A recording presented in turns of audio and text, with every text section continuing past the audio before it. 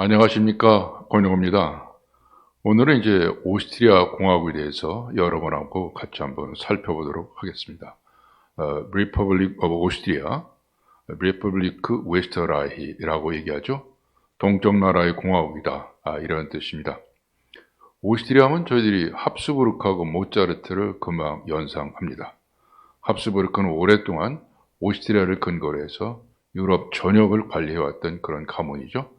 모차르트는 이제 누구나 아는 오스트리아뿐만 아니라 유럽을 대표하고 지금까지 사랑받는 작곡가입니다.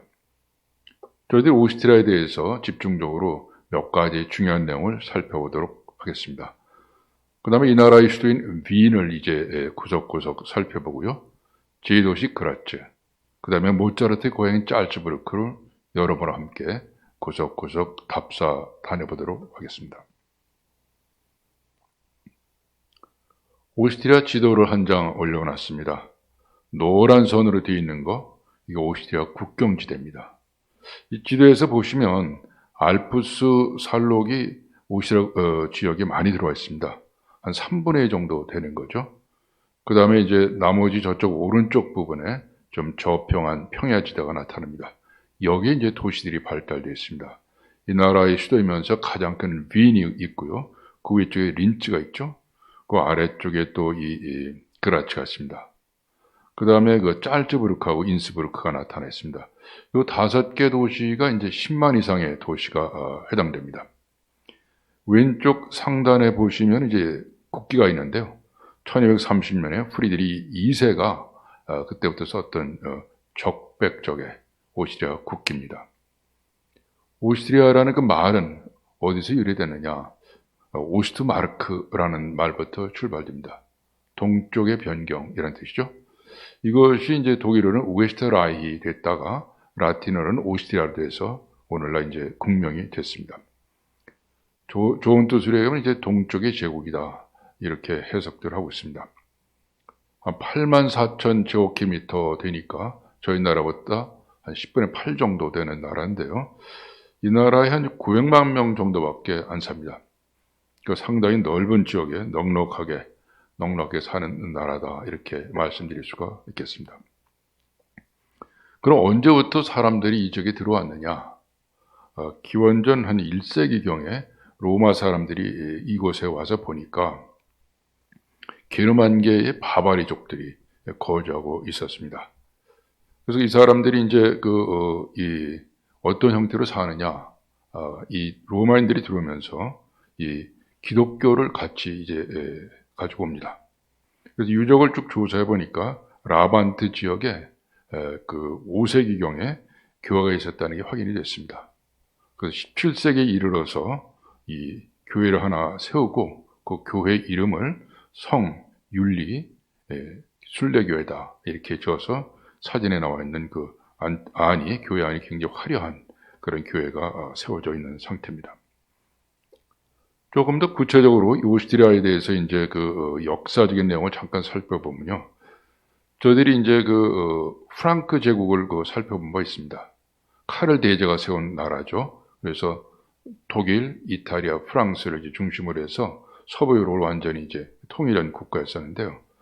그 지역에서 보면 이 오스트리아 쪽은 이제 동쪽 끝에 해당되는 곳입니다. 동쪽 넘어서 여러 이민족들이 계속 이쪽 지역에 들어오니까 거기다 국경선을 세울 필요가 생겼습니다. 그래서 이제 동쪽이 국경이다, 그런 뜻으로 해서 이제 변경 백북이 976년에 세워졌는데요. 이게 좀 세월이 흐르면서 이제 정식 명칭을 얻게 됩니다. 그래서 이제 오스트리아라는 그 명칭을 얻어서 1156년에 비로소 이제 공국으로 출발하게 되죠.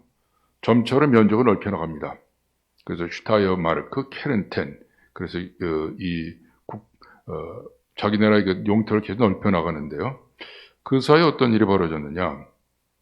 1282년부터 합스부르크 가문이 이 지역에 들어와서 다스리는 일이 벌어집니다. 합스부르크에 대해서 잠깐 살펴볼 필요가 있는데요. 합스부르크는 이제 스위스에서 출발한 집안입니다. 그래서 알사스에서 스위스에 걸치는 이 지역에 대해서 자그마한 영주였었거든요. 그래서 매의 성, 그래서 합스부르크는 매의 성이라는 뜻인데요. 그 사진에 나와 있는 것처럼 이제 그 당시 성처가 있었습니다. 근데 지금은 다 이제 허물어지고 오른쪽 끝에 있는 탑 두세 개만 남아 있는 거죠. 사진으로서 이제 왼쪽 상단에 나와 있는 이것이 이제 유적입니다. 이 합스부르크는 이제 일단 그 가문이 성립된 이후에 이 집안에 유럽 무대에 데뷔할 수 있는 결정적인 계기가 만들어집니다. 1273년에 이 합스부르크 가문에 루돌프 2세한테 독일 왕이 이제 제수가 되는 거죠. 독일 왕으로 일단 취임한 합스부르크는 이제 이걸 잘 관리합니다. 그 루돌프 1세가 자기 아들들을 잘 관리를 하고, 지금 이제 옆 사진에 보면은 그 아들 루돌프 2세가 아그네스와 결혼한 장면이잖아요. 그래서 이제 아들이 그 두 명한테 루돌프는 알버트하고 루돌프 2세 있었는데요.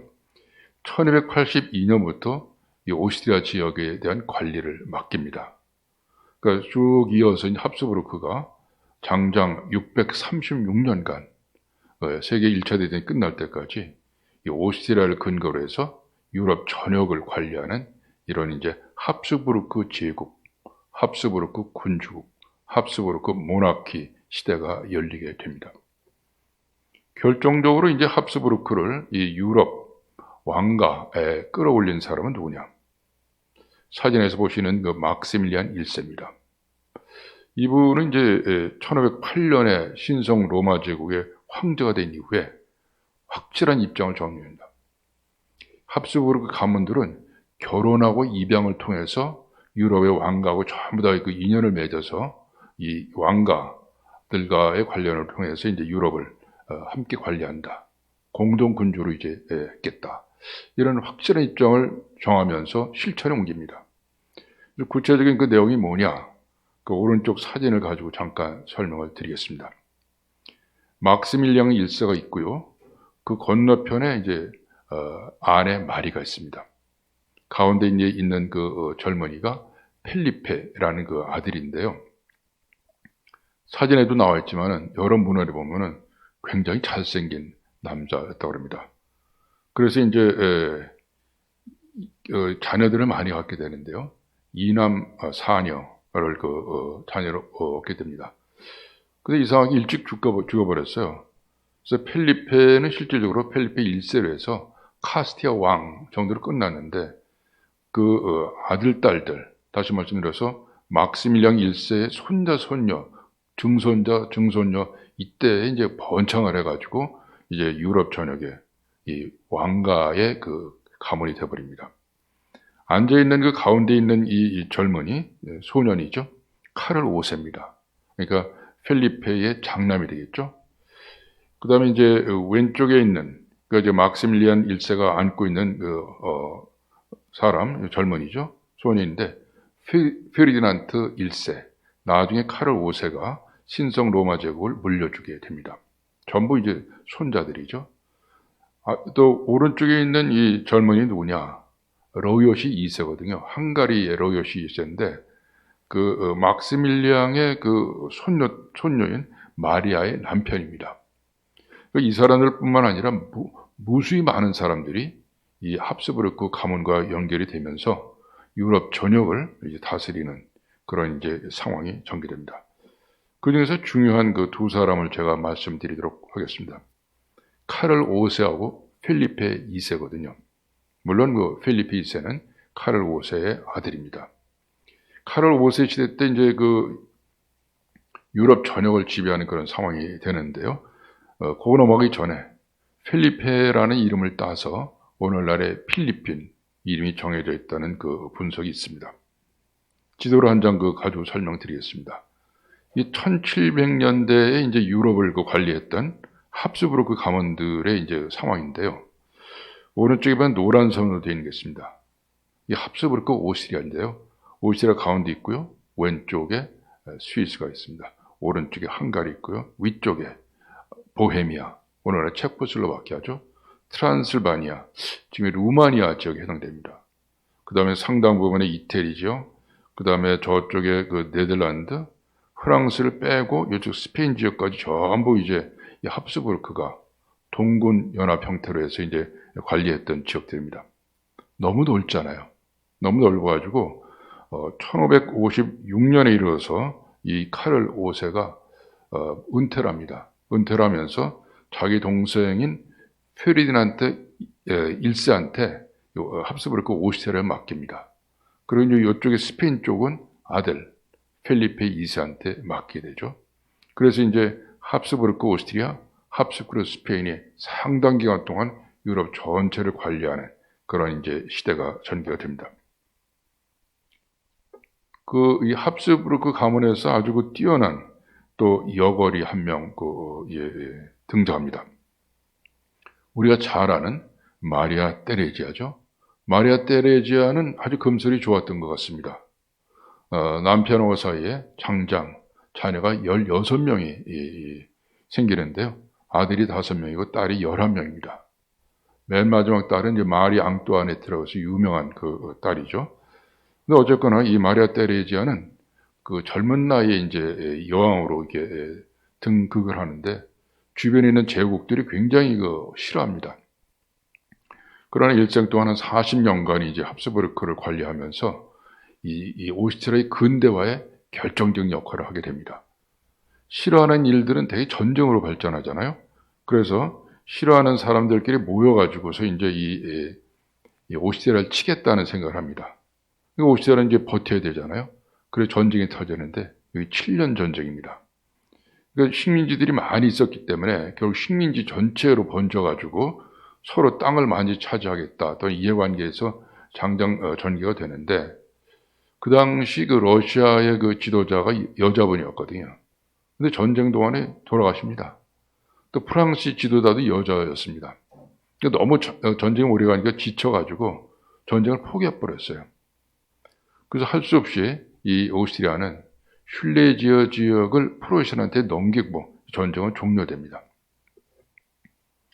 1800년대 시대가 오게 됩니다. 1800년대 시대는 나폴레옹의 시대죠. 나폴레옹이 이제 이 오스트리아에 이제 들어오게 됩니다. 1805년에 들어오게 되는데요. 그 당시 합스부르크는 여러 이제 관리 지역을 해서 느슨한 형태의 연합체였거든요. 동군 연합체였는데 도저히 견딜 수가 없습니다. 그러니까 프란츠 1세가 흩어져 있는 합스부르크 영지를 다 묶어 와서 오스트리아 제국을 만듭니다. 그래서 나폴레옹한테 대적을 하는데 이게 이제 상당히 오랫동안 지속이 됩니다.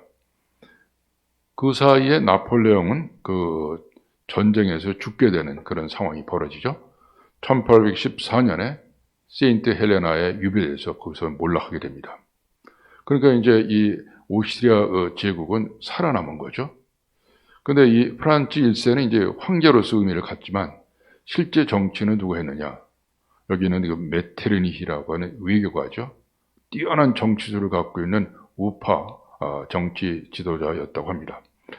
이 사람이 이제 빈회의를 이제 조직하죠. 1815년에 빈회의를 만들어가지고 독일어권에 있는 여러 세력들, 신성 로마 제국이 해체되잖아요. 1806년에 해체가 되는데 1806년에 해체된 신성 로마 제국에 있었던 여러 이 정치 세력을 묶습니다. 39개의 정치 세력을 묶어가지고 국가 연합 형태를 만드는데 이게 독일 연방이 되는 거죠. 그 사이 이제 종교 문제라든가 인종 문제라든가 여러 지역 간의 이해관계가 많았었는데 이 메테르니가 능수능란한 정치 역량을 발휘해서 잘 유지가 되어 왔습니다. 그러나 이 프로이센이라는 새로운 세력이 등장하는 데 대해서는 속수무책이었어요. 프로이센에서는 이제 비스마르크란 사람이 이제 출연해서 우리는 이런 이 오스트리아 중심의 독일 연방이 동의 못하겠다. 우리는 소독일주의를 해서 프로이센은 프로이센 나름대로 어떤 정치 세력으로 있어야 되겠다. 자연히 부딪힐 수밖에 없는 거죠.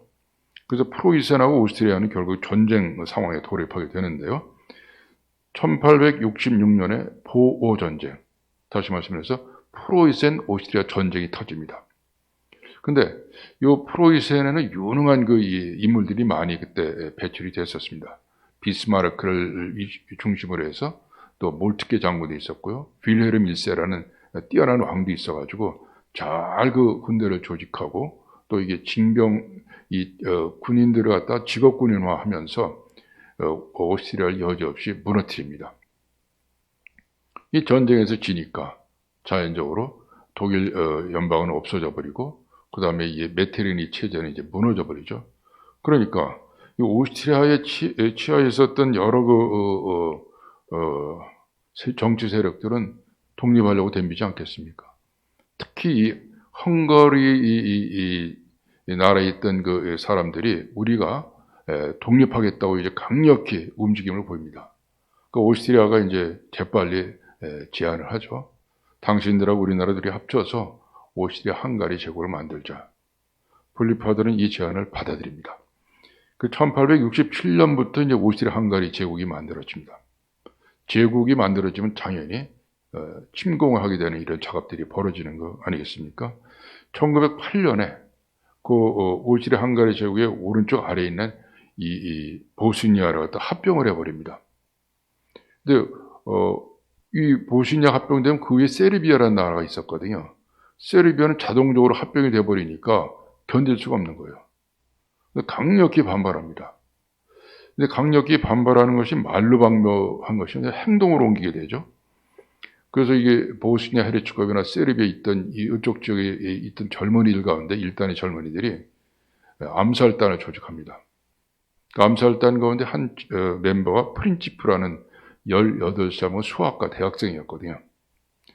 마침 이때 보스니아 헤르츠고비나의 무슨 그 군사 시설 시찰이 있어서 오스트리아 헝가리 제국의 차기 황태자였던 페르디난트 이 황태자하고 그 안에 소피가 이 적용이 됩니다.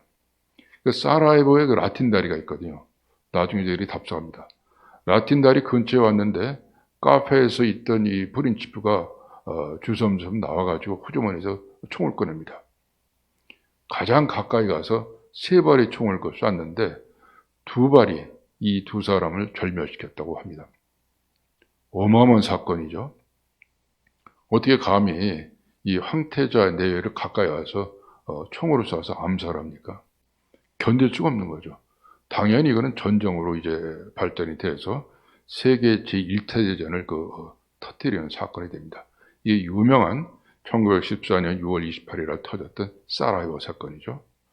그래서 이제 이 오스트리아를 중심으로 연합국이 만들어지고 그 다음에 반대 동맹국에서 치열한 4년간의 전쟁을 치렀는데요. 오스트리아가 불행하게도 패전국이 되어버립니다. 그러니까 이제 제국은 없어져 버리고 당연히 이제 다른 형태의 정치 체제가 만들어질 수밖에 없겠죠. 그래서 공화국이 만들어집니다. 1919년부터 34년까지 오스트리아 공화국이 있었는데요. 그 옆나라에 있던 독일에서 또 하나의 이 주체성이 강한 극우 지도자가 출연하죠. 히틀러입니다. 히틀러는 이제 게르만족 우선주의를 외세면서 계속해서 이제 그 세력 확장을 나가는데 제일 손쉬운 것이 오스트리아였습니다. 오스트리아 이제 세력들하고 제휴해가지고서 이른바 파시스트 오스트리아 연방국을 만들게 됩니다. 지나다 보니까 당신들 혼자만 있지 말고 아예 같은 독일어권이고 신성 로마 제국을 같이 해왔으니까 합병을 하자. 그래서 1938년 3월 15일 날 윈에 히틀러가 와갖고 연설을 합니다. 안슐루스 웨스트라이히스. 오스트리아는 독일과 합병을 해서 오스트리아가 없어진다. 그 지도에 서 있는 그 빨간 그 오스트리아는 없어지고요. 전부 독일 국가가 되어버립니다. 그 오스트리아는 참 난감한 거죠. 그래서 이제 이 독일에 속했던 나라가 돼버리는데 히틀러가 2차 세계대전을 일으킵니다. 여지없이 또 패전해버리죠. 자, 이 7년 전쟁, 보호 전쟁, 그 다음에 1차 대전, 2차 세계대전, 큰 싸움에서 오스트리아가 여지없이 다 져버립니다. 유럽을 호령했던 대합스부르크 군주국의 중심 국가가 싸움마다 지니까 그 결과는 어떤 식으로 나타날까요? 열강들의 이제 신탁 통치국으로 전락해버리는 신세가 되어버립니다. 그래서 미국하고 영국, 프랑스, 소련 이 네 나라의 신탁 통치 국가가 돼버리고요. 빈도 또 네도 나누죠. 마치 독일하고 베를린이 나눠지는 것 똑같이 나눠집니다. 그런데 미국 국무장관 마샬이 생각할 때 이런 식으로 내버려뒀다가는 이 동굴아파뿐만 아니라 유럽 전체가 공산화되는 거 아닌가? 이런 거 생각을 합니다. 그래서 이른바 마샬 플랜인 걸 만들죠. 그래서 미국이 막대한 돈을 유럽에다 쏟아붓습니다. 그걸 토대로 해서 오스트리아가 일어나죠. 일어나서 이제 경제붕에 성공하는데 이 열강들이 생각할 적에 만약에 오스트리아가 독일하고 합쳐버리면 감당이 안 됩니다. 워낙 그 파워가 막강하니까. 그러니까 분할해버립니다. 분할해서 조건을 내겁니다.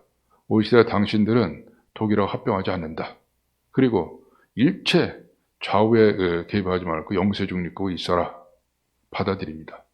그래서 45년에서 55년까지 10년간의 신탁 통치를 끝내고 이제 오스트리아 공화국을 해서 오늘에 이르고 있는 상태죠. 그러니까 화려했던 그 합스부르크 제국의 시대는 다 지나가 버리고 현실은 처음 출발했던 그 알프스 산지가 3분의 1가 되는 그 지역으로 이제 국한해서 약 900만 명이 사는 오스트리아 공화국으로 현재 존재한 상태가 됐습니다. 그러면 오스트리아의 정체성을 어떻게 해서 확인할 수 있겠는가? 이게 이제 문제죠. 오스트리아는 우선 독일어로 해서 이제 확실합니다. 또 전체 그 국민들의 90% 정도가 오스트리아의 그 본토인들입니다. 거기다가 1918년까지 이 기독교가 국교였었거든요. 그래서 카톨릭이죠. 카톨릭이 이제 오늘날 73.6% 완전한 종교적으로 뭉쳐 있습니다. 말이 되고 종교적으로 뭉쳐 있는데 먹거리만 해결하면 되잖아요. 먹거리는 다양스럽게 이 나라가 철이 생산됩니다. 그러니까 린츠 근처에 철도 생산되고 그래가지고 제조업에다가 이제 역점을 두게 됩니다. 그래서 제조업에 해당되는 것이 이제 여기 로젠바우어, 중장비 자동차, 이런 거고요. 도펠마이어, 스키장보, 스포츠 용구 이런 거 만들어내는 거, 또 악하게, 어쿠스틱, 음향기기 만들어내는 거, 또 그 다음에 레드불, 에너지 음료 만드는 거, 또 보석, 스파르포스키, 유명하잖아요. 예를 들어서 로젠바우, 도펠마이어, 스파르포스키, 100년 이상 된 그 기업체입니다. 그러니까 이제 여기에서 엄청난 수익을 가져오고요. 또 연구들도 많이 합니다. 그래서 22명의 노벨상을 배출하는 대단한 나라입니다. 그러니까 연구도 많이 하고 또 제조업의 중심으로 해서 소득을 올려서 1인당 GNP가 5만 불 수준에 있는 세계 13번째 잘 사는 나라로 현재 있는 상태입니다. 이런 그 물질적인 내용만 그런 거냐? 그렇진 않고요. 인물들도 많이 배출합니다. 그 모차르트, 하이든, 슈베르트. 세계적인 그 유학가를 배출하잖아요. 언어 철학자 비트겐슈타인, 물리학자 슈레딩거, 심리학자 프로이트, 지휘자 카라얀, 경제학자 하이에크, 아르네보 예술가 크림트. 이 수많은 인재들을 배출해내고 경제력도 풍부하고 독일어로 무장돼 있고 또 카톨릭으로 다 돼 있으니까 오스트리아 나라는 튼튼하게 이제 유지되는 상태입니다. 그럼 이런 그 일들이 어디에서 일어나느냐? 물론 이제 수도 빈에서 주로 일어나죠. 빈은 이제 그 도시 가운데 도나우강이 흐르고 있습니다. 우리가 많이 아는 이제 여러 그 지명들이 보이는데요. 구체적으로 답사 다니면서 제가 그 말씀드리려고 하고요. 빈에 대해서는 역사적인 것을 잠깐 검토해보면 기원전 15년 정도에 로마인들이 와서 빈드보네라고 하는 주둔지를 만들었다고 합니다. 여기서 빈이라는 말이 이제 생겨서 오늘에 이르렀던 유적지가 있고요. 말씀드렸듯이 합스부르크가 1273년에 이제 이 지역을 중심으로 해서 이제 유럽 전역을 다스리는 근거지가 됐었고요. 신성 로마 제약의 중심지가 됐었다. 그 후에 이제 오스만이 쳐들어오고 나폴레옹이 쳐들어왔지만 잘 넘겼고요. 1919년 이후에 수도로서 오늘날 이제 중심지가 됐다. 그 중심의 역할을 했던 것은 역시 이 합스부르크의 왕궁이었던 호프부르크 왕국입니다. 여기에서 이제 유럽 전역을 관리하는 중심지였던 것이고요.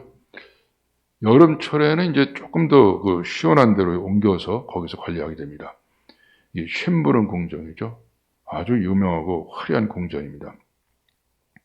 마리아 테레자가 여기를 본격적으로 이제 개발을 해서 자그마치 방이 1441개나 되는 대궁전이죠. 그래서 이제 이 호프부르크 궁전하고 쉔버른 궁전을 중심으로 해서 이 합스부르크는 오스트리아 유럽 전역을 관리하는 그런 상태에 이르릅니다. 이 쉔버른 궁전에는 이제 식물원하고 동물원이 있습니다. 제가 이제 이 식물원 사진 하나 찍어놨는데 앞에 이제 정원이 보입니다. 그러니까 베르사유의 정원에 이제 비해서는 약간 규모가 작지만 아주 아름답게 갖고 놨습니다. 옆에 동물원이 있었는데 마리아 테레제의 남편 프란시스 1세는 정치에 전혀 관심이 없었다고 합니다. 그래서 이제 동물 키우는 걸 좋아해서 굉장히 오래된 동물원 가운데 하나인 이제 이 오스트리아 동물원을 이제 만드는 상태입니다. 오늘날에 와서는 이제 왕은 상징적인 존재가 되고 실제는 국민이 뽑은 대표에서 이제 이루어지니까 국회가 중요하겠죠. 그래서 랑슈트라세 여기에 이제 국회 건물이 있습니다. 너무 멋진 건물이죠. 더 멋진 건물은 이제 시청사 건물 같습니다. 이 무슨 왕궁처럼 이렇게 멋있게 지어놨는데요. 이게 이제 안에 뜰이 있는데 이게 바로크 양식의 궁전 개념으로 졌다고 합니다. 그래서 이제 고딕 리바이벌 양식으로 해서 이 시청사 자체가 하나의 예술 작품처럼 져놨습니다. 빈에 있는 모든 건물들은 그렇게 다 하나같이 아름답다는 걸 느끼게 만들더군요. 유명한 이제 슈테판 성당입니다. 슈테판은 저희들이 잘 알다시피 처음으로 순교하신 집사님이시죠. 슈테판의 이름을 넣어서 이제 슈테판 성당을 만들었는데 오른쪽에 있는 사진은 제가 찍었는데 암만 뒤에 가서 찍어도 전체를 찍기가 좀 어렵더라고요. 그래서 인터넷에서 다운받아서 왼쪽에 사진을 놨는데요. 정말 웅장히 잘 졌습니다. 그 다음에 이 슈테판 성당은 이제 모차르트가 이제 결혼식을 했고 죽었을 때 장례식을 치른 그런 성당으로 또 유명한 상태에 있습니다. 이 나라의 이제 혁명 개혁가였었던 성 칼 보로메오 이분을 기려가지고 칼스 광장에 이제 칼스 교회가 세워져 있고요. 또 하나의 멋진 교회가 이제 보티프 성당인데요. 이게 이제 프란츠 요세프 1세가 암살을 당할 뻔했다고 합니다. 근데 살아나서 너무 감사한 뜻이 있었습니다. 그래서 이제 이 오스트리아, 헝가리 여러 이 제국한테 이제 모금 운동을 해서 이 고딕 양식의 아주 웅장한 성당을 졌는데요. 슈테판 성당하고 대비돼서 아주 빈을 대표하는 성당이 됩니다. 빈 대학교죠. 한 나라가 이제 융성하려면은 세계적인 대학이 있어야 됩니다. 우리가 이제 서부 유럽 여러 나라에서 확인했는데요. 마찬가지로 오스트리아도 빈 대학이 그 역할을 합니다. 생긴 게는 일찍 생겼습니다. 1300년대에 이게 설립이 됐었는데 그 사이 종교개혁을 거치면서 약간 침체했었어요. 근데 마리아 테레지아가 오스트리아를 살리려면은 합스부르크를 살리려면은 이 인재를 키워야 된다. 집중적으로 여기다 이제 이 열성을 보여가지고 오늘날이 빈 대학에는 특히 의학이나 법학이나 역사, 빈 학파가 형성될 정도로 아주 세계적인 대학으로 올라서 있는 상태죠. 역시 빈은 음악의 도시죠. 음악하면 저희 베토벤을 먼저 떠올립니다. 베토벤은 물론 독일의 본 출신인데 이분이 이제 여기에 1792년에 오게 됩니다. 음악하기 위해서. 그 35년간 이 빈에 살다가 여기서 돌아가십니다. 그래서 이제 베토벤은 빈을 제2의 고향이다 이렇게 이제 얘기했다고 그러대요. 기록상에서는 이제 1787년에 젊은 나이에 왔었다고 그러죠. 모차르트한테 이제 공부하려고 왔는데 워낙 바빠가지고 잠깐 만났다. 그런 기록이 나와 있습니다. 근데 물적 증거는 없다고 합니다. 어쨌거나 이 베토벤을 중심으로 해서 모차르트 여러 음악가들이 활동을 하는데요. 모차르트는 빈에서 오늘도 연주됩니다. 내일도 연주될 거고요. 제가 갔을 때 이제 모스트리 모차르트 늘 공연이 있고요. 거리에서 이제 이게 트럼펫 하는 이제 거리 예술가인데요. 연주가 정말 모차르트입니다. 그러니까 빈에 가서 모차르트 만나는 것은 너무 이제 흔한 일이다. 이렇게 말씀드릴 수 있고요. 이 사람뿐만 아니라 음악가들이 브람스, 독일 사람이죠. 그 다음에 요한 슈트라우스, 왈츠 2세, 쉔베르크, 안톤 브루크너, 보헤미아 출신의 말러, 또 유쾌한 미망인을 작곡했던 헝가리 주제 레하르, 이 외에 수많은 음악가들이 이 빈에서 이제 활동을 합니다. 이런 어른들만 있는 게 아니라 소년들까지 이제 음악에 이제 일찍부터 열을 올립니다. 이게 막시밀리안 1세가 소년들한테 이제 관심을 기울입니다. 그래서 보이 소프라노, 보이 알토, 그 7살에서 13살 그 변성기 전에 있는 이 소년들을 이제 100여 명 모아서 훈련을 시켜가지고 맑은 목소리로 지금 노래를 하게 만드는데요. 교황이 이 소년들의 이 노래를 듣고 나서 너무 감탄했다고 합니다. 천사의 목소리다. 그래서 천사의 소리 빈 소년 합창단, 이 별명이 있습니다. 그래서 이제 파리 나무 십자가 있잖아요. 십자가 소년 합창단인데 2개의 소년 합창단이 유럽을 대표하는 쌍벽을 이루는 합창단이다. 지금은 이제 빨레 아우르텐 기숙학교에서 100여 명이 기숙하면서 이제 음악을 하는데 여기서 하이든이나 슈베르트도 여기 출신으로 알려져 있습니다. 음악가들한테 제일 중요한 것이 공연장이죠. 자기가 작곡을 하고 음악을 만들었으니까 공연해야 될 거 아니에요. 그런데 이거를 이제 빈에서 일찍부터 중심적으로 이제 했던 거죠. 빈 국립 오페라 극장 1869년 굉장히 일찍부터 웅장한 이제 공연장을 만들어 놓고 여기서 활동하게 합니다. 빈필 세계적인 필라모닉 오케스트라잖아요. 그러니까 여기에서 이제 공연장만 있으면 이제 뭐합니까? 찾아오는 청중이 있어야죠. 시민들 유럽 전역 전 세계에서 이제 공연 보러 오게 되니까 자, 공연할 수 있는 그 장소가 있고 훌륭한 작곡이 되고 청중이 있으니까 이 삼박자가 딱 맞아떨어지는 도시니까 빈은 음악의 중심 도시가 될 수밖에 없다. 한 예로 이 폴크스 오페르 국민 오페라 하우스인데요. 자그마치 1년에 300번을 공연합니다. 쉽게 말씀드려서 매일 한다. 이렇게 볼 수 있는 거죠. 매일 가서 새로운 작곡을 해서 음악을 보내고 또 들을 수 있고 그러니까 이제 이 빈은 음악의 중심지가 될 수밖에 없다. 많은 음악가들이 와서 이제 여기서 활동하다가 이제 돌아가시게 되는데요. 이 사람들을 위한 묘지까지 만들어져 있습니다. 그래서 중앙 묘지가 있는데요. 돌아가실 때는 장례식을 치러야 되지 않겠어요? 그러니까 찰스 보르며 묘지 교회가 있고요. 여기에 베토벤이나 슈베르트나 브람스 이런 사람들이 다 여기에 이제 잠들어 있습니다. 그 음악하는 사람들은 이제 늘 가보고 싶어하는 이 도시가 빈이다. 음악만 있는 거 아니죠? 미술이 또 있대, 미술. 그 미술사 박물관은 이제 1891년에 이제 문을 열게 되는데요. 합스부르크 가문에서 최고로 중요한 여러 가지 작품이라든가 보물들을 전시하는 그 박물관입니다. 그래서 브리허리 그린 바벨탑이 여기에 있는데요.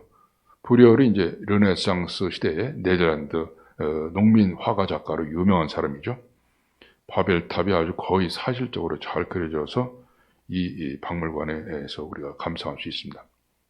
벨베데르 박물관인데요. 외관이 아주 멋지죠. 지붕 색깔이 연한 연두색으로 해서 이 박물관, 미술관, 궁전미술관 자체가 하나의 작품처럼 느껴집니다. 여기는 이제 오스트리아의 여러 작가들뿐만 아니라 세계적인 명품들이 또한 여기 있습니다. 특이한 거 하나가 이제 제체시온이라는 그 미술관인데요.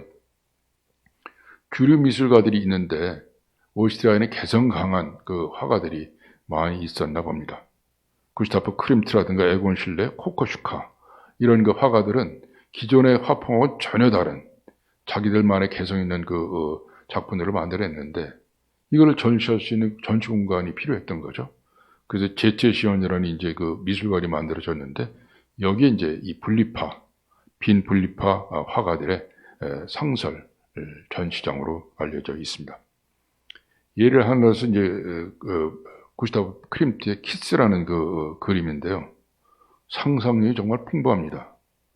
어떻게 이런 그 그림을 그려낼 수 있는지 정말 감탄을 하게 되고요. 에곤 슐레, 자화상입니다.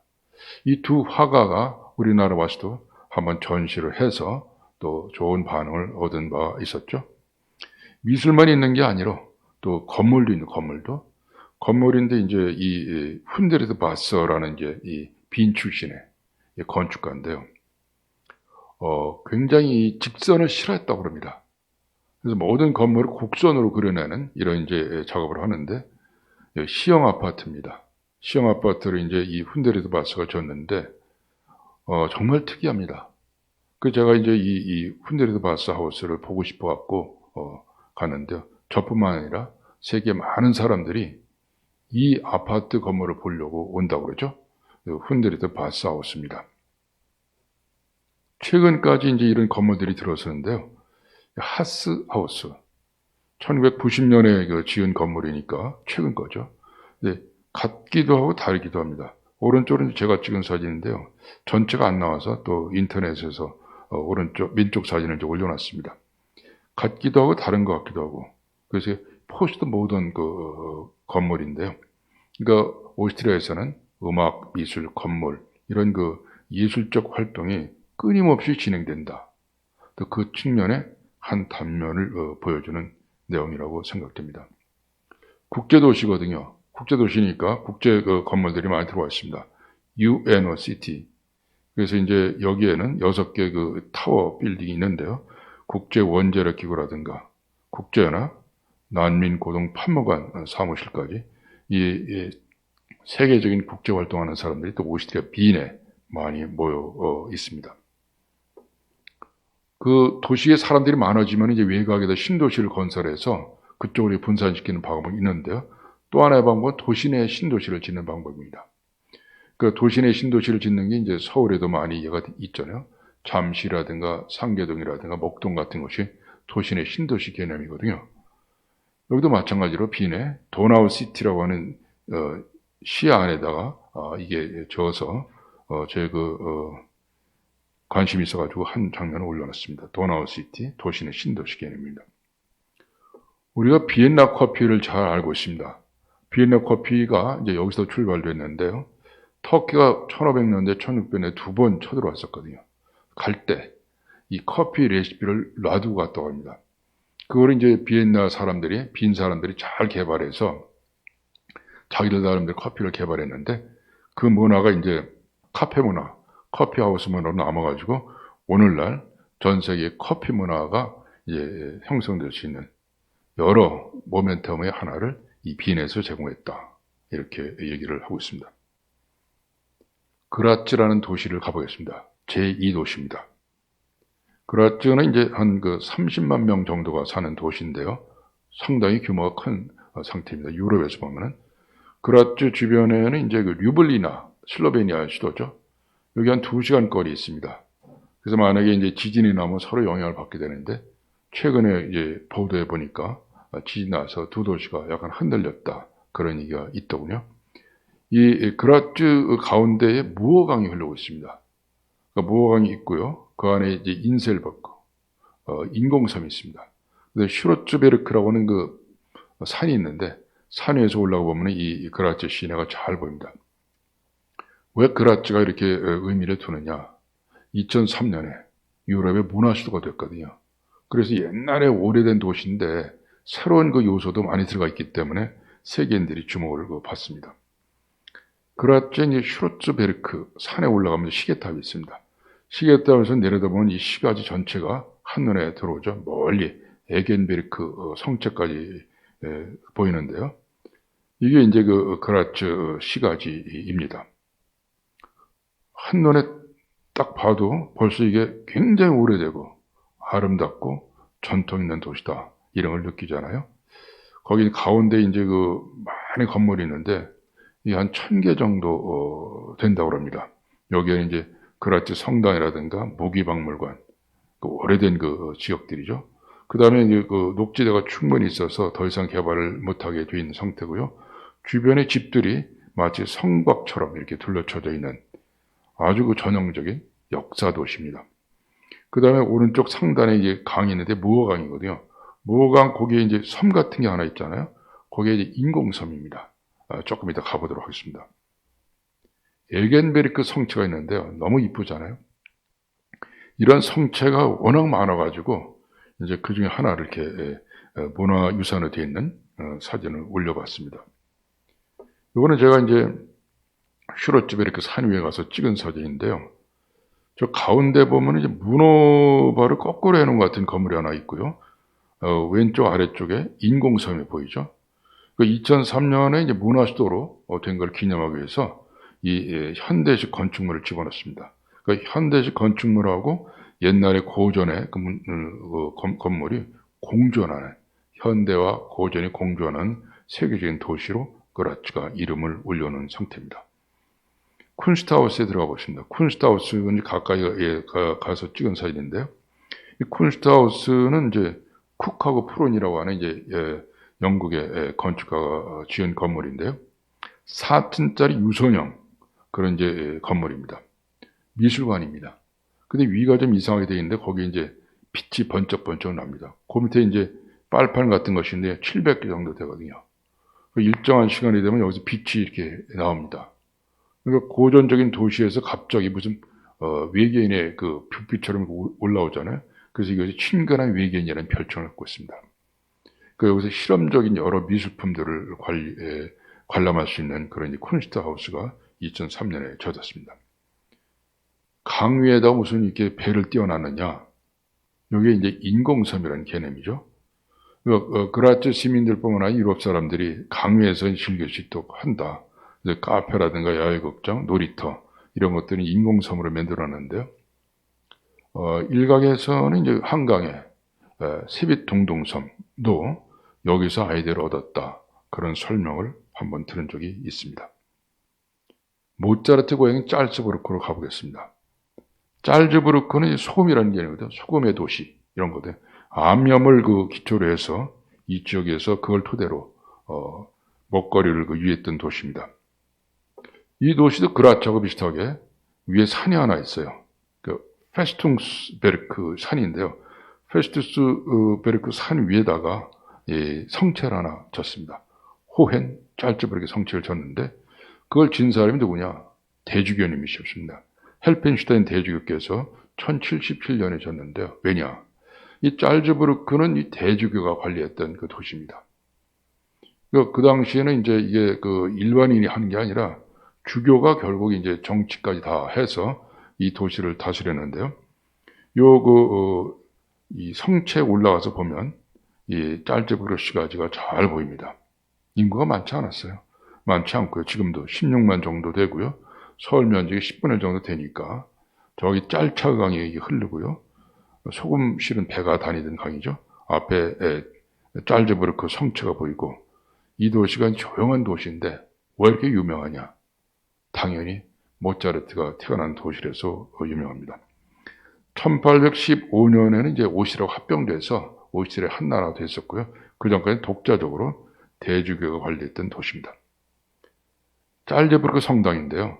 774년에 졌으니까 오래됐죠. 근데 여러 차례 개보수를 해서 오늘까지도 이제 유지되어 있고요. 1756년 1월 17일 모차르트가 출생하고 나서 그 다음날 여기서 침례를 받아서 더 유명한 성당이 되었습니다. 모차르트 생가는 이제 말할 것도 없는 거죠. 모차르트의 좋아하는 분들이 이 생가를 보려고 끊임없이 오고 동상도 있고요. 그 다음에 이제 모차르트 기려가지고 1920년에부터 짤츠부르크 페스티벌이 열려서 매년 세계적인 페스티벌이 열리고요. 그 다음에 이제 공연장을 갖다 아예 이름을 하우스 포 모차르트, 모차르트 집이라고 붙였습니다. 늘 공연을 하는 것이고 큰 공연은 옆에 있는 대공연에서 이루어진다. 끊임없이 음악이 생산되고 재생산되는 곳이 짤츠부르크다. 짤츠부르크를 빛내는 또 하나의 음악가는 이제 카라얀이죠.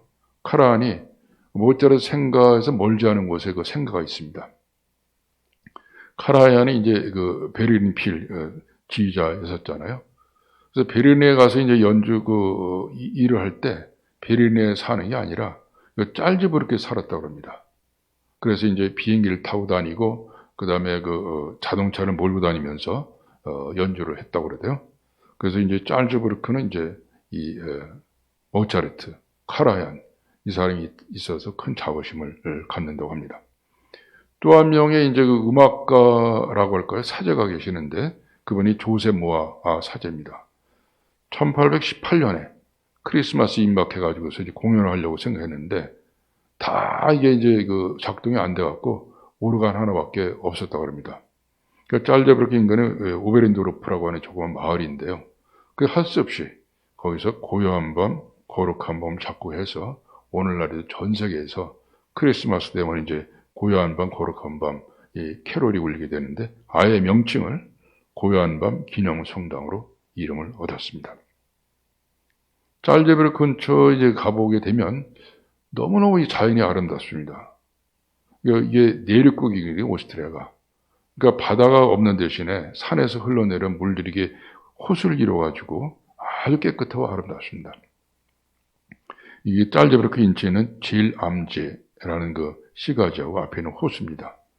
그래서 이 근처에서 1965년에 사운드 오브 뮤직, 이것이 촬영된 지역으로 알려져 있죠. 그래서 수녀 마리아하고 트랍 가족의 실화를 영화한 곳인데요. 이 경치가 정말 절경입니다. 절경 가운데 하나 더 소개해드리면요. 이게 할슈타트라는 곳인데요. 옛날에 이제 소금 관리했던 그런 조그만 마을이었는데 지금은 이제 세계적인 관광지로 해서 문화유산이 된 지역입니다. 한 800명 정도가 사는 정말 아름다운 마을이죠. 우리들이 오스트리아를 갖다 구석구석 다 살펴봤습니다. 그래서 정말 오스트리아 나라가 이렇게 내실 있게 오늘날도 있었고 과거에 합스부르크를 중심으로 해서 유럽 전역을 관리했던 나라의 중심국가였다. 이런 걸 제가 알게 됐습니다. 그래서 몇 가지로 이제 제가 정리를 해보겠습니다. 오스트리아 나라는 이제 독일어를 이제 쓰고 있고요. 그 다음에 이제 제조업을 중심으로 해서 많은 소득을 올려서 한 5만 불 정도 되는 상당히 여유 있는 그런 상태가 되어 있고요. 노벨상도 22명이나 배출해내는 연구하는 나라다. 카톨릭이 73.6%에서 종교적으로 뭉쳐있다. 그러나 이제 오스트리아가 전 세계적인 의미를 갖는 것은 모차르트라든가 하이든이라든가 슈베르트 같은 이런 유명 작곡가들을 해서 전 세계 클래식 음악을 보급하는 그런 나라로서 설명드릴 수가 있겠습니다. 그 중심은 역시 빈이죠. 2000년 된 도시인데 1919년부터는 이제 공식적으로 오스트리아 수도로 되어 있고요. 음악의 중심지이고 합스부르크의 이 중심지였던 것이 빈이다. 그 다음에 현대하고 고전의 색채를 같이 갖고 있는 그라츠다. 그 다음에 모차르트의 출생지가 짤제브르크다. 이렇게 이제 오스트리아를 정리를 해보겠습니다. 지금까지 저희들이 쭉 답사다닌 지역이 전부 11개의 나라입니다. 그래서 시청하시는 분들이 그 내용을 좀 정리를 해주고 또 나중에 기회가 되면 책자로 좀 만들어주고 또 그걸 영상으로도 요약 영상을 만들어주면 어떻겠냐 이런 말씀이 계셔서 오늘 이제 오스트리아 끝나는 시점에서 그 사이 저희 살펴봤던 여러 나라를 이제 간략하게 정리해서 말씀드리도록 하겠습니다. 우선 서부 유럽을 저희들이 답사를 다녔습니다. 그래서 영국 연합왕국, 그 다음에 프랑스 공화국, 네덜란드 왕국 이 세 나라가 웨스턴 유럽, 서부 유럽에 해당되죠. 구석구석 잘 살펴봤습니다. 중부 유럽은 어디냐? 독일 연방공화국, 오스트리아 공화국, 그 다음에 스위스 연방 이 세 나라를 이제 중부 유럽으로 우리가 생각할 수 있습니다. 다 신성 로마 제국하고 관련이 됐던 그런 나라들이죠. 저희들이 북부 유럽을 구석구석 다녀봤습니다. 덴마크 왕국이라든가 스웨덴 왕국, 노르웨이 영국, 그리고 이제 핀란드 공화국, 아이슬란드 공화국 이렇게 해서 저희들이 11개 나라를 쭉 살펴봤습니다. 다음 시간부터는 이제 저희들이 남부 유럽을 답사를 다닙니다. 남부 유럽에서는 이제 이 이탈리아, 그리스, 포르투갈, 스페인, 포르투갈 이 네 나라가 이제 중심적으로 검토되고요. 그 다음에 이제 발칸반도에 여러 나라들, 전부 9개 나라가 있습니다.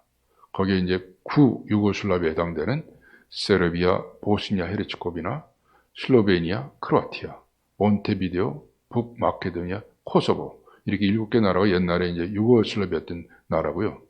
또 유산균으로 유명한 불가리아가 있고요. 코소보 밑에 알바니아가 있습니다. 그래서 이게 9개 나라 합치면은 13개 나라 정도가 남부 유럽이 되는데요. 이걸 이제 차례차례 저희들이 쭉 살펴보도록 하겠습니다. 첫 번째가 해당되는 것이 이탈리아입니다. 이탈리아를 이제 어떤 식으로 이제 답사를 볼 것이냐. 그건 이제 우선 제일 먼저 고대 로마부터 봐야 되겠죠. 그래서 이제 476년에 멸망하게 되는데 기원전 700년부터 한 1000년 정도 고대 로마가 있어가지고 이 고대 로마가 유럽 전역을 관리하는 그런 내용들을 좀 살펴보겠습니다. 476년에 망해가지고서 그 다음에는 약 1000여 년 동안에 5개 도시의 도시국가 시대가 열립니다. 지금의 이탈리아하고 옛날 로마하고는 전혀 다릅니다. 지금의 이탈리아는 1870년에 구성이 됐는데요. 이탈리아족이라고 다른 족속들입니다. 다른 족속에서 세워진 나라가 현재 이탈리아이기 때문에 그 내용을 이제 상세히 살펴보고요. 그 사이 이제 그 르네상스 시대가 열려지잖아요. 르네상스 시대의 이탈리아, 이거를 이제 구체적으로 살펴봅니다. 5개 도시, 로마, 밀라노, 그 다음에 피렌체, 베네치아, 나폴리. 정말 아름다운 도시들이죠. 그 다음에 교황청, 바티칸 시국까지 해서 다음 시간에는 이탈리아를 구석구석 살펴보도록 하겠습니다. 오늘 강의는 여기서 마치겠습니다. 감사합니다.